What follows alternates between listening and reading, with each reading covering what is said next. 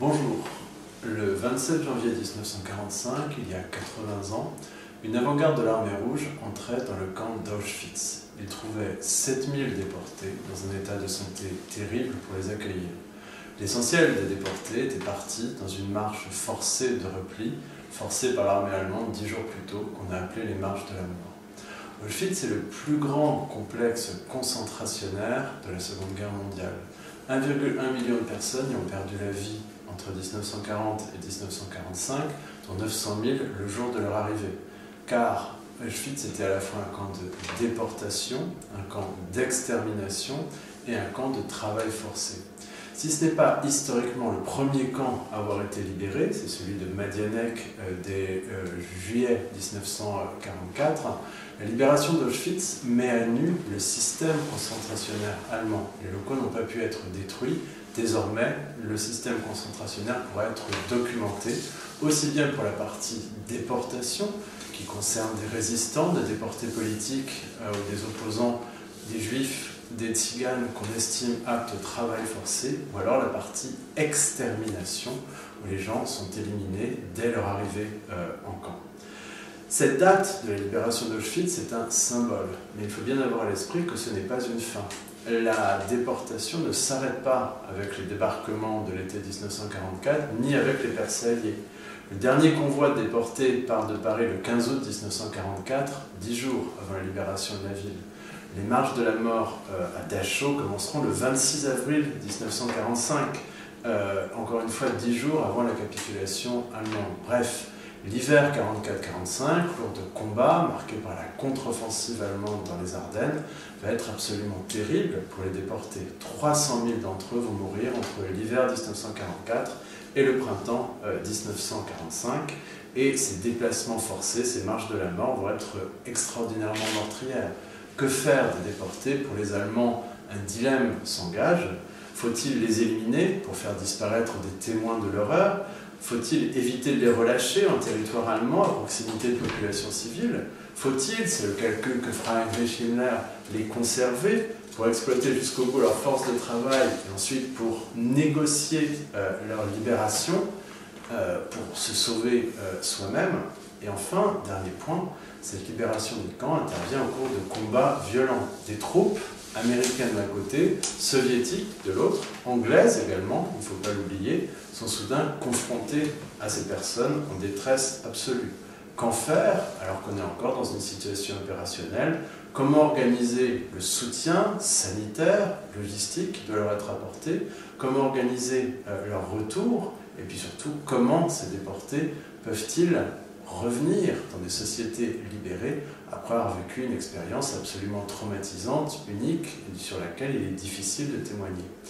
Hervé Guénard, nous partons de cette date symbolique du 27 janvier 1945, soit la libération d'Auschwitz.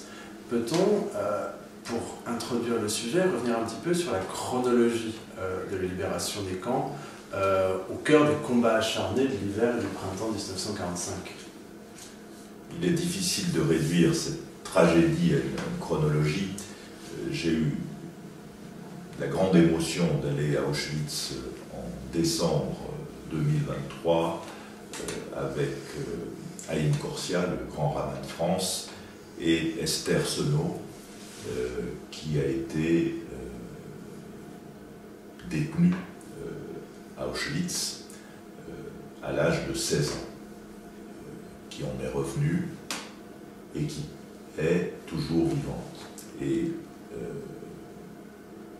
on a beau être prévenu, avoir lu beaucoup de choses sur les camps, quand on arrive à Auschwitz,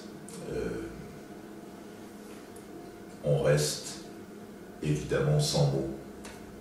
Et c'est d'ailleurs la même émotion qui a étreint le général de Gaulle quand il est allé à Auschwitz en 1966 lors de son voyage en Pologne, où il a écrit sur le livre d'or « À Auschwitz, quelle tristesse, quel dégoût, et pourtant, quelle espérance humaine ». Et c'est ce qui ressort de tous ces témoignages. Alors, vous avez cité cette chronologie, le premier camp libéré, les premiers camps sont libérés à l'automne 1944, à l'Est, par les soviétiques, Majdanek notamment, à l'Ouest, par les Alliés, c'est le cas du Struthof en Alsace, qui est le seul camp de concentration qui était sur le territoire français, qui, à l'époque où il était construit, on sait que l'Alsace avait été réannexée par l'Allemagne nazie. Et ensuite, on a jusqu'au printemps 1945 cette libération progressive, peut-être plus rapide à l'Est, puisque les armées soviétiques progressent plus rapidement que les armées alliées, suite d'une part à la bataille des Ardennes et d'autre part à la bataille de Bastogne, qui a beaucoup retardé les armées alliées, ce qui explique par exemple que le camp de Dachau, qui est près de Munich, est libéré très tardivement, puisqu'il est libéré, je crois, en avril 1945, seulement donc quelques semaines avant la capitulation nazie.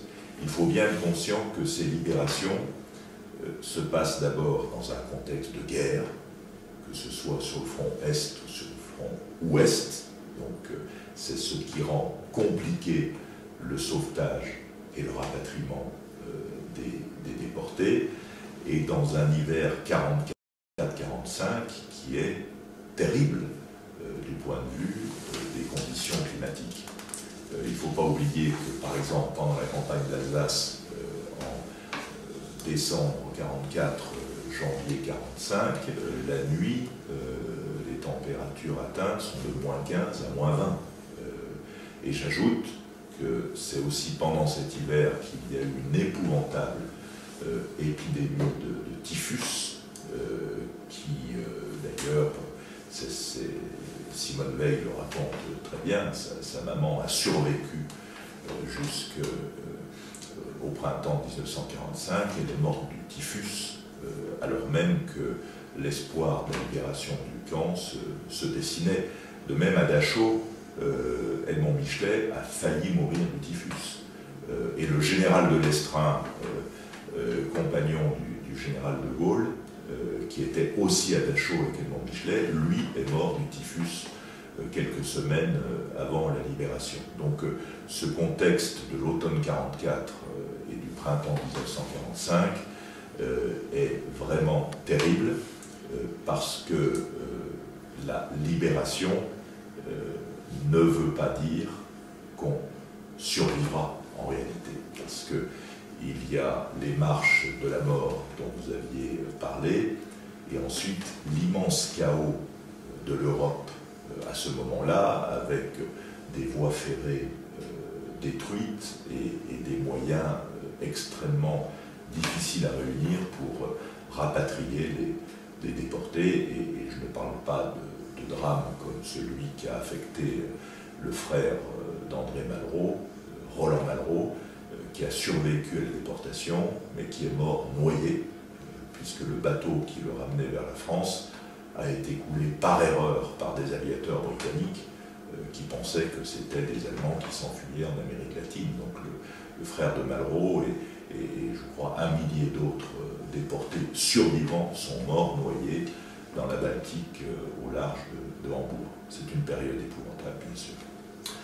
Alors, toute la difficulté, c'est précisément de dire, de témoigner de ce qui s'est passé dans les camps. Est-ce qu'on peut évoquer, avec Aymar, quelques-uns de ces témoignages marquants, de figures qui ont été liées au général de Gaulle, mais qui ont connu les camps et qui ont tenté, chacun à leur manière, de faire connaître cette expérience, de la faire comprendre à ceux qui ne l'avaient pas vécu? Oui, on a plusieurs témoignages, bien sûr, et ceux que je vais citer, évidemment, ne minorent pas tous les autres, sachant que beaucoup de ces témoignages ont été longs à être exprimés. Je pense à celui de Sam Brown, qui était le frère d'Anne Brown, qui fut longtemps le pilier du groupe parlementaire gaulliste à l'Assemblée nationale, que j'ai bien connu. Il lui a fallu plusieurs décennies pour écrire un livre de mémoire intitulé « Personne ne m'aurait cru, alors je me suis tu ». C'est exactement d'ailleurs ce qu'a écrit Georges Semprin dans L'écriture ou la vie. Où Georges Semprin, quand il revient de déportation, se rend compte que ce qu'il a vécu est incommunicable, est indicible, et donc il choisit de vivre plutôt que d'écrire. Et son livre formidable, L'écriture ou la vie, date seulement, je crois, de 1994 ou 1995. Et il en est de même pour Sam Brown, dont je viens de parler. On a aussi le témoignage d'Edmond Michelet, qui lui a attendu 10 ans, en 1955, pour écrire un livre bouleversant, Rue de la Liberté, dont je voudrais extraire une ligne qui est absolument bouleversante, puisque il insiste sur l'importance de la culture pour tenir dans les camps, et il y a cette scène épouvantable où un juif agnostique est battu à mort par les SS en récitant la Vierge à midi de Paul Claudel. Et quand lui-même a été atteint du typhus, il a été entre la vie et la mort pendant plusieurs semaines, et quand il sort de ce coma, en quelque sorte, ses compagnons lui disent « Tu sais, pendant toute la période où tu étais entre la vie et la mort, l'instituteur athée communiste Aumoirou est allé à ta place, à la messe clandestine que faisaient les prêtres polonais. » Je trouve cette anecdote absolument bouleversante. Et Michelet écrit, je cite, « Je ne voudrais pas plus trahir les morts que je ne songe à exploiter leurs souffrances, mais aucun de ceux que j'ai vu mourir ne m'a chargé de le manger. » Et il écrit ça à sa femme, parce que sa femme et sa famille savent très bien qui l'a trahi et pourquoi il a été arrêté par la Gestapo à Brive, et jamais il ne se vengera de ce salopard qui l'a trahi. Puis enfin, nous avons le témoignage, bien sûr, de Geneviève de Gaulle, qui, quand elle rentre de déportation, va habiter chez son oncle, le général, et sa tante, et on sait que tous les soirs, le général de Gaulle, chef du gouvernement provisoire à l'époque, s'entretient avec elle pour qu'il lui parle de cette expérience concentrationnaire. Et elle dit la chose suivante: nous avions fait le sacrifice de notre vie, mais nous ne pouvions accepter de mourir avec des yeux éteints. C'est ce que Robert Antelme appelle la conscience irréductible. Est-ce que finalement il n'y a pas écho entre ces témoignages et l'attitude du général de Gaulle lors de sa visite à Auschwitz en septembre 1967? Déjà un silence qui interpelle, l'exigence qu'il a de se recueillir seul dans la chapelle, loin de toute presse, également ce mot, où il finit par mentionner la notion d'espérance. Est-ce que ça ne fait pas écho au silence de Sam Brown, et puis à l'espérance, à la volonté sincère de chercher avant tout ce qui peut redonner confiance dans les incroyables possibilités de l'âme humaine que mentionne Michelet? Oui, d'ailleurs, ce qu'on ne dit pas assez, c'est que le général, avant d'aller à Auschwitz, en 1966, est allé incognito, c'est-à-dire sans être annoncé, sur les quais de la gare de l'Est pour les premiers trains de retour des déportés. Et on a un témoignage d'un jeune journaliste à l'époque, Frédéric Pottecher, qui fit les grandes heures d'Europe 1 dans les années 60-70. Et donc, De Gaulle a toujours été excessivement pudique, ce qui a pu être reproché parfois mais ce n'était pas du tout de l'indifférence, ô combien, mais c'était avant tout une grande pudeur, et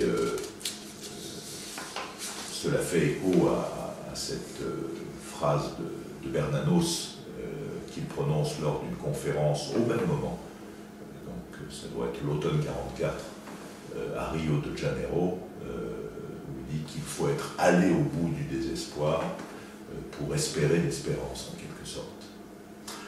Alors, pour conclure, finalement, comment s'opère le retour des déportés dans leurs pays respectifs? En France, on avait mis en place un ministère des prisonniers de guerre et des déportés, qui est confié à Henri Freinet. Il s'agit d'assurer leur retour, mais comment retrouver un pays qui se libère, un pays qui veut tourner la page du conflit, quand soi-même on est porteur d'une expérience aussi traumatisante, on est porteur de deuil, et surtout qu'on revient souvent pour retrouver un milieu familial complètement marqué et souvent décimé par la déportation. Je parlais d'Esther Senot tout à l'heure, avec qui nous nous sommes entretenus, et quand elle est revenue de déportation, tenez-vous bien, elle n'avait que 17 ans. Ses parents ont été raflés et exterminés. Elle est seule. Elle découvrira plusieurs années plus tard qu'un de ses frères a survécu et vit en Suisse. Et une fois passé l'arrivée, la réception au Lutetia, donc elle est assez, malgré sa faiblesse physique, elle est jeune et assez robuste, mais elle nous a dit qu'elle n'imaginait pas, à l'époque, pouvoir avoir une vie normale. Se marier, avoir des enfants, fonder une famille, compte tenu de ce qu'elle avait vu, lui semblait inenvisageable. Et donc on ne peut pas parler à la place de ces déportés. Leurs chemins ont été différents, mais je crois que le point commun, c'est l'irréductibilité de ce qu'ils ont vécu, l'impossibilité de le transmettre, et donc de choisir de se taire, et peut-être de faire comme si, et sans doute selon les tempéraments, ce comme si a pu être différent. S'agissant de, comment dire, l'organisation administrative de ce rapatriement et de cette réinsertion, ça a été évidemment quelque chose d'extrêmement difficile, parce que on est encore dans un pays en guerre, qui la terminera bientôt, complètement détruit, ravagé, avec une administration qui, malgré les efforts du général de Gaulle et la création du ministère qui est tenu par Henri Freinet, qui est un grand résistant de la première heure, on imagine bien les difficultés à organiser tout cela. Alors, il y a des organismes privés, par exemple l'OSE, qui est une œuvre juive d'aide aux enfants, la Fondation Rothschild. On a un témoignage extrêmement intéressant d'un grand monsieur, un grand écrivain, Jean-Arthur Goldschmidt, qui lui n'a pas été déporté, mais a été caché pendant toute l'occupation avec son frère en Haute-Savoie, qui n'a plus de famille, et donc lui a été pris en charge dans le Val d'Oise, je crois, par une institution financée par la famille Rothschild, et c'est ce qui lui a permis de s'en sortir. Donc je pense que les parcours sont extrêmement variés. Merci infiniment Hervé Guénard pour cette évocation. Je vous invite également à consulter les témoignages que nous avons tirés des archives de la Fondation Charles de Gaulle et que nous allons joindre à cette publication numérique. Merci pour votre attention.